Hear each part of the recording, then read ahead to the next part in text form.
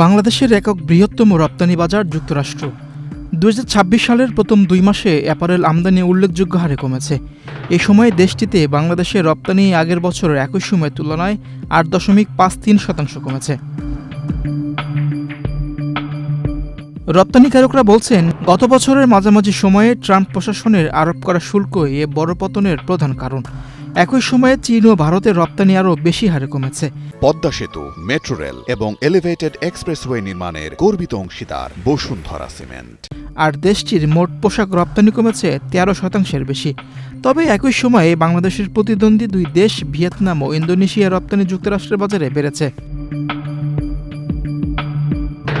যুক্তরাষ্ট্রের অ্যাপারেল পণ্য আমদানির তথ্য সংরক্ষণকারী প্রতিষ্ঠান the office of textile and অ্যাপারেলের বিশ্লেষণ করে এ তথ্য জানিয়েছে বাংলাদেশ অ্যাপারেল এক্সচেঞ্জ, যা দেশের তৈরি পোশাক ও টেক্সটাইল শিল্পের উন্নয়ন ও রূপান্তর নিয়ে কাজ করে একটি বেসরকারি সংস্থা।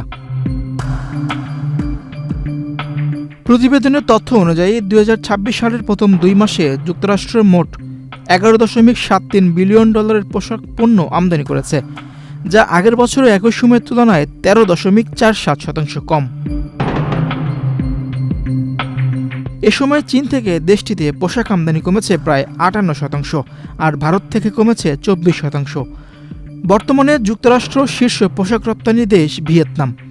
শীর্ষ ১০ রপ্তানিকারকের তালিকায় এরপর রয়েছে যথাক্রমে বাংলাদেশ, চীন, Indonesia, Bharat, Cambodia, Mexico, Pakistan ও হন্ডুরাস।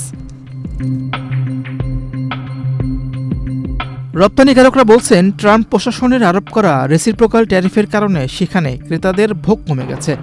এর ফলে আমাদেরও রপ্তানি কমেছে। বাড়তি খরচের বড় অংশ শেষ পর্যন্ত ভোক্তার উপরই পড়ে, ফলে ভোগ কমে গেছে, যে কারণে তাদের আমদানি কমেছে। ২০২৫ সালের এপ্রিলে ট্রাম্প প্রশাসন প্রথম রেসিপ্রোকাল ট্যারিফের ঘোষণা দেওয়ার পর আগস্ট পর্যন্ত সব দেশের উপর অতিরিক্ত ১০% পর্যন্ত শুল্ক আরোপ হয়। এরপর ৭ আগস্ট বিভিন্ন দেশের উপর ভিন্ন ভিন্ন হারে শুল্ক আরোপ করা হয়। এর মধ্যে বাংলাদেশ ও ভিয়েতনামের উপর বসানো হয় ২০% শুল্ক। তবে চীন ও ভারতের উপর এর চেয়েও অনেক বেশি শুল্ক আরোপ হয়। ফলে দেশ দুটি থেকে যুক্তরাষ্ট্রের রপ্তানি ব্যাপকভাবে কমতে থাকে। তবে বিশেষজ্ঞদের কেউ কেউ বলছেন, চীন ও ভারত থেকে যুক্তরাষ্ট্র আমদানি ব্যাপকভাবে কমার যে সুযোগ তৈরি হয়েছিল, বাংলাদেশ তা কাজে লাগাতে পারেনি। মিরুষণ সরকার, বাংলাদেশ প্রতিদিন।